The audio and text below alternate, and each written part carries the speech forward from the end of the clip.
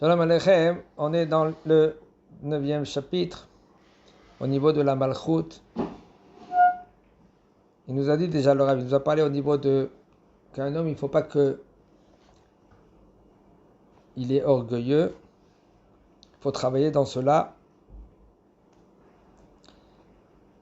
Et même que Baruch Hashem, il a ses capacités, il a la sagesse, Baruch Hashem, il est chacham dans la Torah ou peu importe dans quoi d'autre, il faut que lui, que doucement, il comprend que qui c'est qui te donne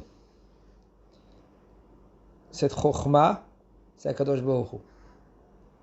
C'est un travail. C'est très difficile.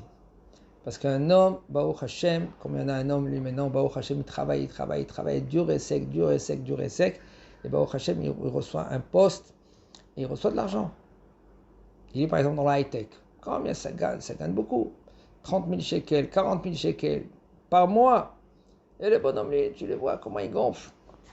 Bientôt, il va se coller sur le plafond. Il se gonfle, tu vois comment il parle. Comprends que c'est entre les mains d'Akadosh Baruch Hu. Tu es entre les mains d'Akadosh Baruch Hu. Comme ça. D'un côté à l'autre, ça peut y aller. On voit, il y en a qui sont en haut. Mashpil, af, meromem. Puis tomber, même il fait monter. Qui c'est qui décide? C'est lui. C'est lui, Barach. Ou la Agil Atzmo. Il faut s'habituer dans cette mida là, dans cette qualité. Même si tu es riche. V'yachshov she'en davek imo mikol asher lo me'uma. Ve'u ne'ezav tzarich lerachameh aboré. Personne peut faire bouger, seulement lui. C'est pour cela que toi, tu dois apprendre doucement, à s'accrocher, à se coller à Kadosh Baruch Hu. Dans Bechol drachecha daheu, dans tous tes chemins, il faut le connaître. Très difficile, pourquoi? Parce qu'un homme est afar bata, et l'afar tachou, parce que tu viens de la poussière, et tu resteras de la poussière. Parce que quand tu vas repartir après 120 ans dans la poussière, tu resteras de la poussière. Mais qu'est-ce que ça veut dire ton ani, ton toi? Qu'est-ce que c'est ton ani? C'est pas la poussière, c'est un neshama.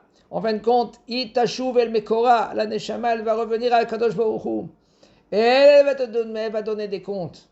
Elle va rendre des comptes. Qu'est-ce que tu as fait? Qu'est-ce que tu n'as pas fait? Qu'est-ce que tu devais faire et que tu n'as pas fait? She'en lo kol davar ela alechem asher yochal. Ve'achnia levavo ve'yaneh atzmo. Regardez qu'est-ce qu'il dit le Rav, comment il dit. Non. Yachnia, arrête, c'est le cœur. Il veut. Donne-moi. Qu'est-ce que tu veux? Qu'est-ce que tu as? Tu as une maison. Tu as une piscine dans la maison. Tu as un jacuzzi. Allez, tu as un jacuzzi dans la maison. Allez, une belle piscine. C'est bon, tu bronzes. Et alors? C'est tout la vie, c'est ça la vie. Il veut encore une autre maison, encore une autre piscine. Il va acheter là-bas une autre maison à 300 km.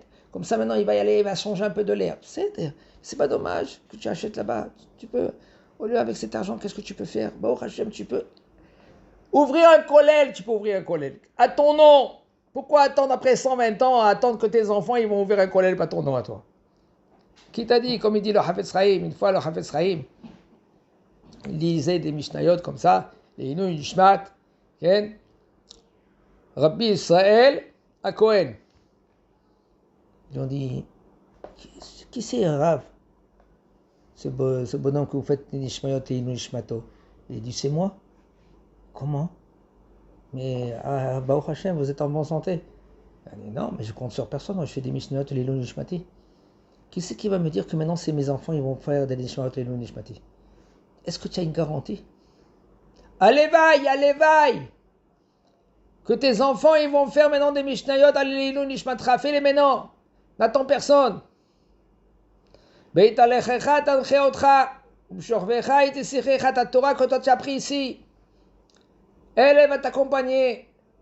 Elle va étudier avec toi. Qu'est-ce que tu as étudié ici? Les heures que tu n'as pas perdues, que tu les as gagnées. Il faut soumettre ton cœur. Il faut maintenant qu'un homme, lui, maintenant, qui se dit à lui-même, oh, maintenant, je ne parle pas. Il y en a des gens qui parlent pour parler.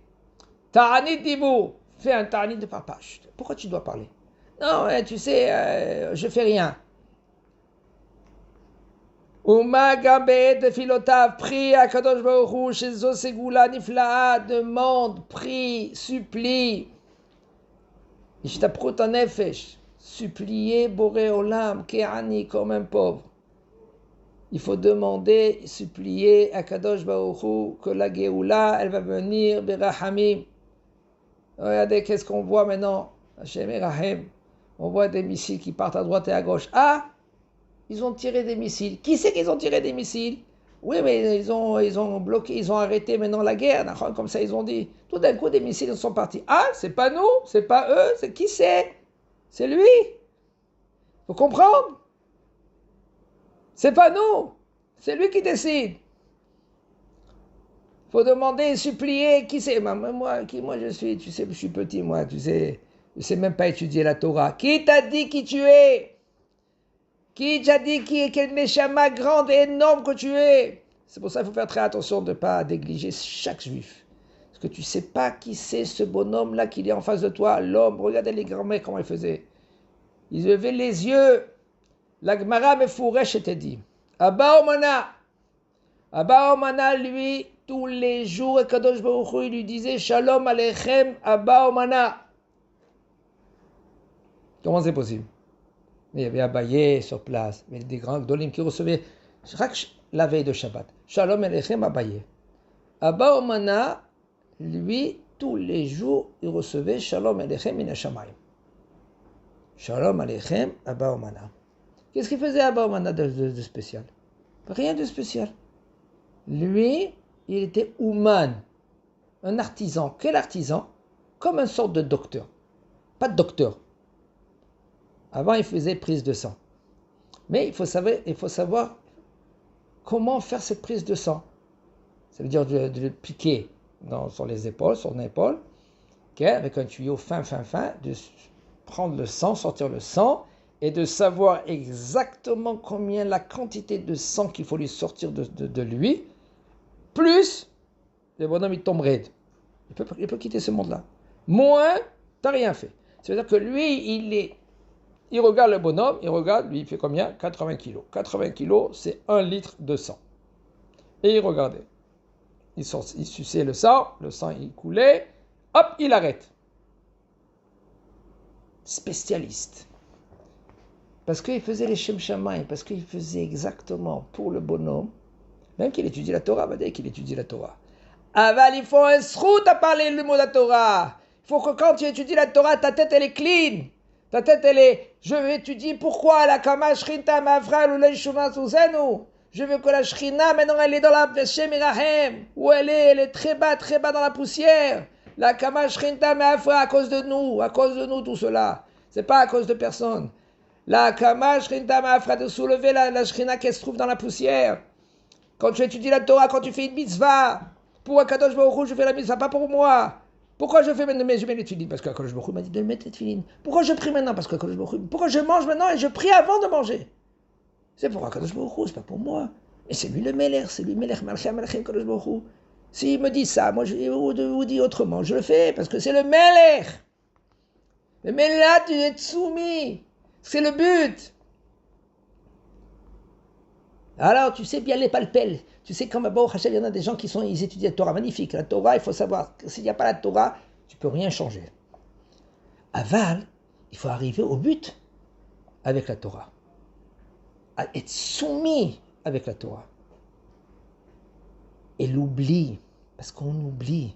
Quand quelqu'un, lui, maintenant, il étudie la Torah, il s'oublie. Ah, t'as vu, je connais, j'ai des connaissances. Je suis là, d'accord? T'as pas compris? Voilà, je connais. Une Gemara, je connais. C'est bien. Il faut. Baruch Hashem, je suis un ben Torah. J'étudie la Torah. Je ne suis pas comme un homme simple. D'accord? Pour toi. Mais pas à l'extérieur. Vadaï, tu dois bien t'habiller. Pourquoi? Parce que tu es un ben Torah. Et fais attention. Gesher Tzamot. Le Gesher, le pont, il est très très étroit. Si tu vas d'un côté, l'orgueil. Si tu vas de l'autre côté, tu peux tomber. Mais là, qu'est-ce que tu as gagné? C'est pour ça qu'il faut y aller juste. dans l'endroit qu'il faut. Quand je suis maintenant, j'ai étudié la Torah, Baruch Hashem, je suis un ben Torah, je suis l'enfant d'Akadosh Baruch Hu. Mais, de l'autre côté, mais c'est lui qui donne, c'est lui qui décide, c'est lui qui fait monter, c'est lui qui fait descendre. La clé de tout, il a. Et moi, je fais la volonté d'Akadosh Baruch Hu. Quand maintenant il me demande de prier, de supplier, comme un pauvre, je suis comme un pauvre. Quand maintenant il me dit, maintenant rigole, maintenant je rigole. Quand maintenant il me dit à Kadosh Baruch Hu, prie, je prie. Pourquoi? Parce que celui c'est le Melech. Et moi je suis son nom, son fils, son Eved. Tout ça c'est dans la tête. Pour la travailler cette tête. Ana avda dekucha berichu. Je suis l'esclave d'Akadosh Baruch Hu. Qu'est-ce que ça veut dire d'être esclave? Tout ça c'est un chiour énorme. D'être esclave d'Akadosh Baruch Hu. Chazak Baruch Hu.